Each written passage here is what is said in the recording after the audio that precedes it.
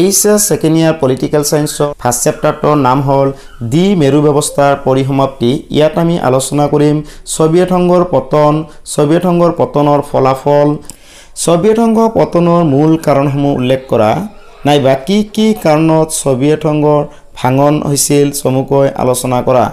উত্তৰ: বিভিন্ন ঘটনা পৰিঘটনাৰ ফলস্বৰূপে সোভিয়েট সংঘৰ পতন হৈছিল। ইয়াৰ প্ৰধান কাৰণসমূহ তলত চমুকৈ আলোচনা কৰা হ'ল। 1 নম্বৰ, অৰ্থনীতিৰ স্থবিৰতা।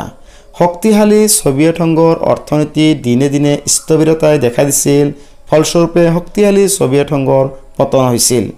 2 নম্বৰ, অত্যাধিক দুৰ্নীতি। সোভিয়েট ব্যৱস্থাত অত্যাধিক দুৰ্নীতি, বিশেষকৈ স্বৈৰতন্ত্ৰী কাৰ্যকলাপ বৃদ্ধি পাইছিল, ফলস্বৰূপে সোভিয়েট সংঘৰ জনসাধাৰণৰ মাজত তীব্ৰ উত্তেজনা আৰু আন্দোলনমুখী পৰিৱেশৰ সৃষ্টি হৈছিল। ব্যক্তিগত স্বাধীনতাৰ ওপৰত অৱদমন বা হস্তক্ষেপ। যে সোভিয়েট সংঘই ব্যক্তিগত স্বাধীনতাৰ ওপৰত হস্তক্ষেপ কৰিছিল, ফলস্বৰূপে ব্যক্তিসকল জনসাধাৰণসকল সোভিয়েট সংঘৰ বিৰুদ্ধে আন্দোলন কৰিবলৈ বাধ্য হৈ পৰিছিল। স্বাধীনতাৰ দাবী। যে সোভিয়েট সংঘ 15খন গণৰাজ্যক লৈ গঠিত হৈছিল, কিন্তু এই অংগৰাজ্যসমূহৰ মাজত বিভিন্ন বিষয় কেন্দ্ৰ কৰি তীব্ৰ উত্তেজনাৰ সৃষ্টি হৈছিল আৰু ইয়ে স্বাধীনতাৰ দাবী উত্থাপনত সহায় কৰিছিল। বিভিন্ন অংগৰাজ্যই যেতিয়া স্বাধীনতাৰ দাবী উত্থাপন কৰিছিল, তেতিয়া সোভিয়েট সংঘ দিনে দিনে দুৰ্বল হৈ পৰিছিল। বিত্তীয় সংকট।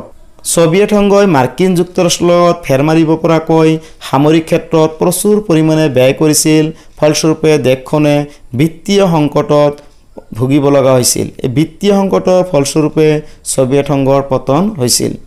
গৰ্বাচেভৰ সংস্কাৰ। মিখাইল গৰ্বাচেভে সোভিয়েট সংঘ ব্যৱস্থাটোক শক্তিশালী কৰাৰ বাবে বিভিন্ন ধৰণৰ সংস্কাৰমূলক নীতি গ্ৰহণ কৰিছিল, কিন্তু সোভিয়েট সংঘক শক্তিশালী কৰাৰ পৰিৱৰ্তে ই দুৰ্বলহে কৰি পেলাইছিল।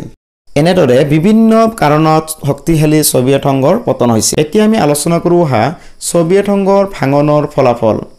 সোভিয়েট সংঘৰ ভাঙনৰ ফলাফল বা ফলশ্ৰুতি বা প্ৰভাৱসমূহ চমুকৈ উল্লেখ কৰা।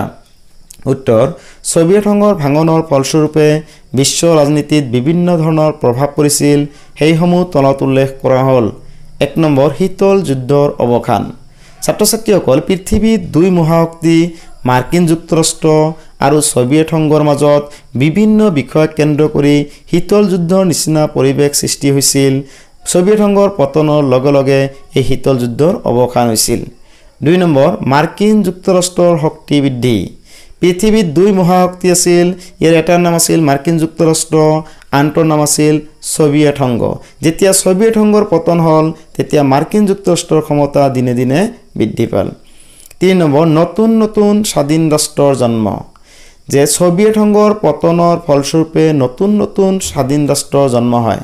ছাত্ৰ ছাত্ৰীসকল, আমি আগতে গম পালোঁ সোভিয়েট সংঘ 15খন গণৰাজ্যক লৈ গঠিত হৈছিল। গতিকে সোভিয়েট সংঘ যেতিয়া পতন হৈছিল, তেতিয়া নতুন নতুন স্বাধীন ৰাষ্ট্ৰৰ জন্ম হৈছিল, যেনে ৰাছিয়া, ইউক্ৰেইন, জৰ্জিয়া, উজবেকিস্তান আদি।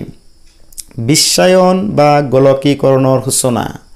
যে সোভিয়েট সংঘ পতনৰ আগত সোভিয়েট সংঘ মুক্ত অৰ্থনীতিত বিশ্বাস কৰা নাছিল, স্বনিৰ্ভৰশীল অৰ্থনীতিত বিশ্বাস কৰিছিল, কিন্তু সোভিয়েট সংঘ পতনৰ লগে লগে বিশ্বায়ন প্ৰক্ৰিয়াৰ সূচনা হৈছিল, অৰ্থাৎ মুক্ত অৰ্থনীতিৰ প্ৰচলন আৰম্ভ হৈছিল। এনেদৰে সোভিয়েট সংঘ পতনৰ ফলস্বৰূপে বিশ্ব ৰাজনীতিত বিভিন্ন ধৰণে প্ৰভাৱ পৰিছিল।